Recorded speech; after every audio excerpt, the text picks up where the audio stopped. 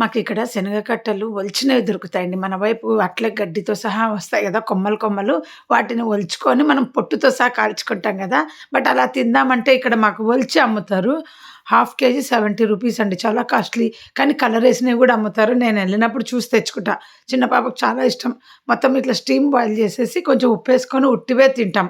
అక్కడిలాగా ఎంచుకొని తినాలనుంది. బట్ సాల్ట్‌లో కానీ, ఇసుకలో కానీ వేయించుకోవచ్చు కదా! ఎప్పుడన్నా మీరు కామెంట్ పెడితే నేను ట్రై చేస్తాను.